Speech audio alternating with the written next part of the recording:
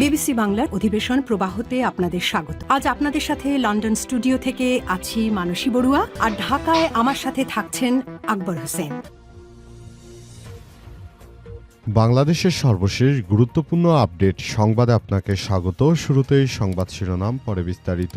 প্রথমেই জানাবো আমাদের হাতে থাকা সর্বশেষ গুরুত্বপূর্ণ সবথেকে তাজা আপডেট সংবাদ। দ্বৈত নাগরিক ঋণখেলাপিদের মনোনয়নপত্র বাতিলের দাবিতে জুলাই ঐক্যের বিক্ষোভ। দ্বৈত নাগরিক ঋণখেলাপি এবং জাতীয় পার্টি সহ আওয়ামী লীগের নেতৃত্বাধীন 14 দলীয় জোটের শরিকদের মনোনয়নপত্র বাতিলের দাবিতে নির্বাচন কমিশন ইসি ঘেরাও কর্মসূচি পালন করেছে জুলাই ঐক্য। অবৈধ অস্ত্র উদ্ধারের দাবিও করেছে সংগঠনটি। এরপর জানাবো হাইকোর্টের স্বাক্ষরিত আদেশ ছাড়াই বিএনপির সারোয়ারকে প্রতীক বরাদ্দ।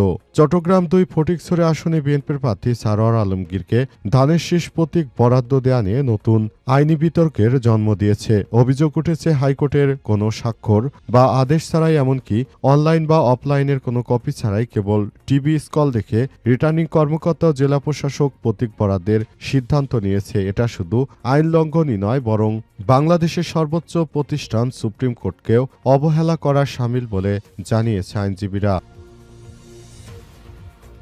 যদিও তিনি একজন ঋণখেলাপি এবং তার বিরুদ্ধে দ্বৈত নাগরিকত্বের অভিযোগ রয়েছে, তারপরও এদেরকে কিভাবে হাইকোর্ট থেকে এমন গুরুত্বপূর্ণ একটি নির্বাচনে মনোনয়ন দিল সেটি দেখার বিষয়। এদিকে চাটখিলে অস্ত্রসহ যুবদল কর্মী আটক। নোয়াখালী চাটখিল 2 রাউন্ড তাজা গুলিসহ যুবদলের কর্মী নাইম ইসলাম 32কে রাতে সেনাবাহিনী তার বাড়ি থেকে আটক করেছে।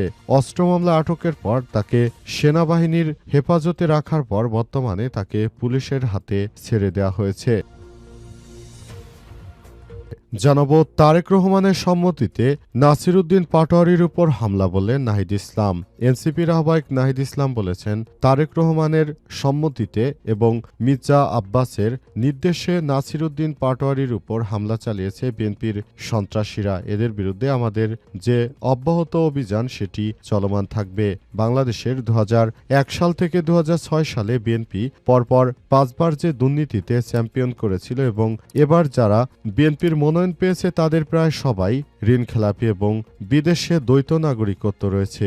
এদেরকে এদেশের জনগণ কখনোই ভোট দিতে পারে না।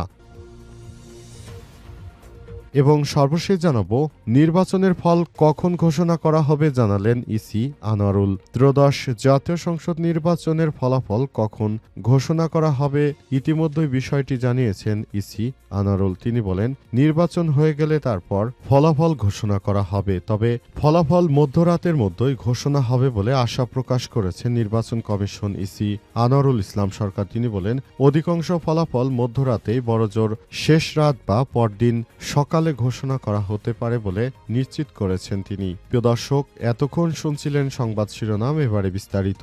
তবে তার আগে বন্ধুরা অনুরোধ থাকবে এই সংবাদটিতে একটি লাইক দিন। এই চ্যানেলে আপনি নতুন হয়ে থাকলে আমাদের সংবাদটি দেখতে দেখতে চ্যানেলটি সাবস্ক্রাইব করে রাখুন। কমেন্ট করে বন্ধুরা আপনার মূল্যবান মতামত জানিয়ে দিন আপনি বিশ্বের কোন দেশ থেকে বা বাংলাদেশের কোন স্থান থেকে আমাদের সংবাদটি দেখছেন এবং শুনছেন। এবারে বিস্তারিত। দ্বৈত নাগরিক এবং ঋণখেলাপিদের মনোনয়ন বাতিলের দাবিতে জুলাই ঐক্যের বিক্ষোভ। জুলাই ঐক্যের পক্ষ থেকে বিক্ষোভ করা হয়েছে যাতে করে বাংলাদেশে যারা ঋণখেলাপি রয়েছে এবং যারা দ্বৈত নাগরিক অর্থাৎ বিদেশ থেকে যারা সুসময়ে বাংলাদেশে এসেছে তাদের বিরুদ্ধে বিক্ষোভ করা হয়েছে এবং এই বিক্ষোভের মধ্য দিয়ে তারা একটি বার্তা স্পষ্টভাবে জানিয়ে দিয়েছে, সেটি হচ্ছে আগামী জাতীয় সংসদ নির্বাচনে যারা ঋণখেলাপি এবং দ্বৈত নাগরিকত্ব রয়েছে তাদেরকে অবশ্যই তাদের মনোনয়নপত্র বাতিল করতে হবে। বিশেষ করে বিএনপির ভেতরে সব থেকে বেশি ঋণখেলাপি, তারা বিভিন্ন জায়গায় ঋণখেলাপিদেরকে এর আগে 2001 থেকে 2006 সাল পর্যন্ত যে ক্ষমতা চালিয়েছে সেখান থেকেই দেখা গিয়েছে এসব বিষয়গুলো খুবই খারাপ অবস্থায় রয়েছে। বিএনপির প্রায় 60% নেতাকর্মী ঋণখেলাপি। এই ঋণখেলাপিদের বিরুদ্ধে এবার নড়েচড়ে বসেছে প্রশাসনের পক্ষ থেকে বলা হয়েছে যে এই ঋণখেলাপি খেলাপি। তারা জানি আগামী জাতীয় নির্বাচনটাকে ভণ্ডুল করার চেষ্টা করছে, কিন্তু এই ঋণ খেলাপিরা কোনোভাবেই বাংলাদেশের সাধারণ মানুষের মনের ভাব বুঝতে পারবে না। ঋণ খেলাপিরা কখনোই বাংলাদেশের মানুষের ভাবমূর্তি বুঝতে পারবে না। তারা যেভাবে যে কাজ করছে, এতে করে বাংলাদেশটা ধ্বংসের দ্বারপ্রান্তে চলে যাবে। আবারও তারা ক্ষমতায় আসলে তারা বাংলাদেশটাকে একরকম ধ্বংসের দ্বারপ্রান্তে নিয়ে যাবে। সুতরাং এখনই সময় এসেছে, এখন সময় এসেছে আমাদের এই চাঁদাবাজদের বিরুদ্ধে কাজ করতে হবে। হাইকোর্টের স্বাক্ষরিত আদেশ ছাড়াই বিএনপির সারোয়ারকে প্রতীক বরাদ্দ। চট্টগ্রাম ২ ফটিকছড়ি আসনে বিএনপির প্রার্থী সারোয়ার আলমকে ধানের শীষ প্রতীক বরাদ্দ দেওয়া নিয়ে নতুন আইনি বিতর্ক জন্ম হয়েছে। হাইকোর্টের অভিযোগ উঠেছে, হাইকোর্টের কোনো স্বাক্ষর ছাড়াই আদেশ, এমনকি অনলাইন বা অফলাইনে কোনো কপি ছাড়াই কেবল টিভি কল দেখে রিটার্নিং কর্মকর্তা ও জেলা প্রশাসক প্রতীক বরাদ্দর সিদ্ধান্ত নিয়েছে। আইনজীবীরা বলছেন, এটি শুধু নির্বাচন কমিশন ইসি বিধি লঙ্ঘন নয়, বরং বিচার ব্যবস্থার উপর যে মৌলিক একটি বিশ্বাস থাকে, সেখান থেকে বিএনপির নেতাকর্মীরা বেরিয়ে গেছে।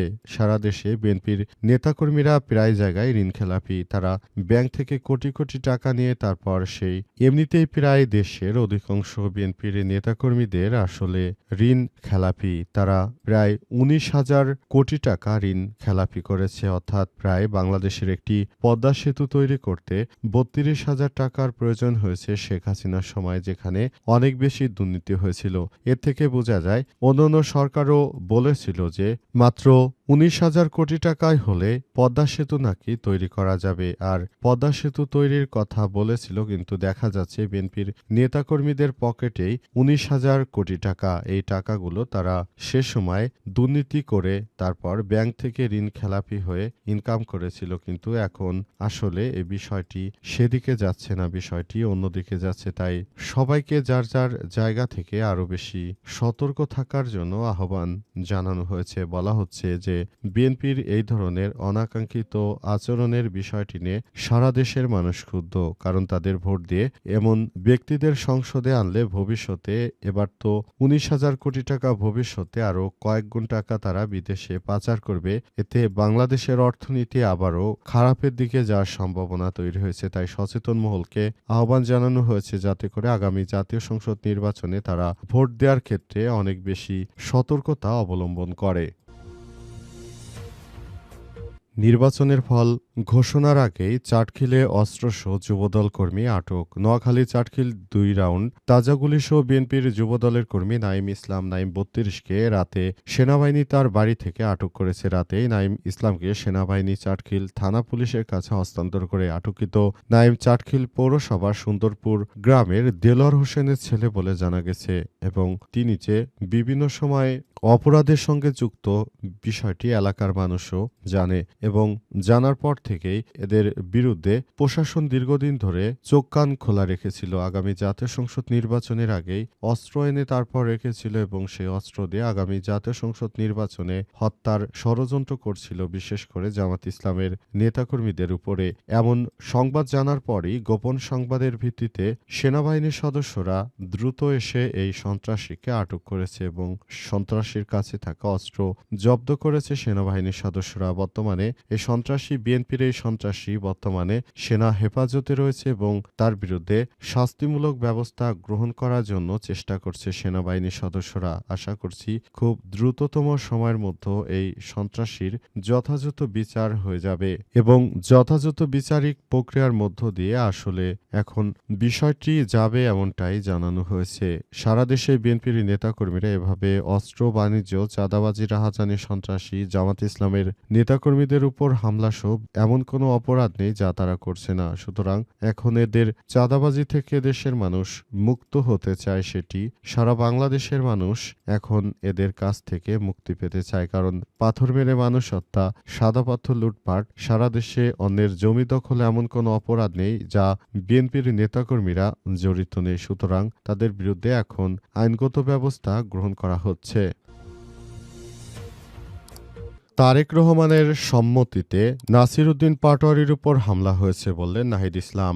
এনসিপির আহ্বায়ক নাহিদ ইসলাম বলেছেন, রাজধানীর রমনায় হাবিবুল্লাহ বাহার কলেজে নাসির উদ্দিন পাটোয়ারির উপর মির্জা আব্বাসের নির্দেশে এবং তারেকের সম্মতিতে হামলার ঘটনা ঘটেছে। ছাত্রদলের চিহ্নিত সন্ত্রাসী ক্যাডারেরা পরিকল্পনা করে নাসির উদ্দিন পাটোয়ারির উপর এমন হামলার ঘটনা ঘটেছে এবং এই হামলা করে বিএনপি আবারও প্রমাণ করল তারা একটি সন্ত্রাসী দল। তাদের হাতে বাংলাদেশ কখনোই নিরাপদ হতে পারে না। দীর্ঘ ১৭ বছর বিদেশে পালিয়ে এসে এখন আবার দেশটাকে ধ্বংস করার চেষ্টা করছে এই কুখ্যাত বিএনপির নেতারা। দীর্ঘদিন ধরে মুসলেকা দিয়ে তারপর দেশ ছেড়েছিলেন এবং আগামীতে তিনি নতুন করে বাংলাদেশের প্রধানমন্ত্রী হয়ে বাংলাদেশকে আবারও দুর্নীতিতে চ্যাম্পিয়ন করতে চান। কারণ একবার তিনি বাংলাদেশকে প্রায় ৫ বছর একটানা চ্যাম্পিয়ন করেছিলেন এবং নতুন করে আবারও তিনি চ্যাম্পিয়ন করতে চান। এই জায়গাটি থেকে সবাইকে এখনই সজাগ থাকার আহ্বান জানিয়েছেন নাহিদ ইসলাম। তিনি মনে করেন, নতুন বাংলাদেশ গড়ে তুলতে হলে আমরা অনেক বাধার সম্মুখীন হচ্ছি, কিন্তু আমরা সন্ত্রাসীদের কাছে কখনোই মাথা নত করিনি আর ভবিষ্যতেও করব না। বিএনপি আমাদের উপর যে ধরনের আক্রমণ করেছে এটা থেকে প্রমাণিত হয় যে তারা সব থেকে একটি সন্ত্রাসী রাজনৈতিক দল। তারা বাংলাদেশের জনগণকে কখনোই ভালো কোনো কিছুই উপহার দিতে পারবে না বলে দাবি করেন এনসিপির নেতা নাহিদ ইসলাম। তিনি মনে করেন, আগামী জাতীয় সংসদ নির্বাচন হবে ন্যায়সাম্যের এবং ইনসাফ ভিত্তিক বাংলাদেশ। সুতরাং এখানে আর বিএনপির মতো চাঁদাবাজ রাজনৈতিক দল ঠাঁই পাবে না।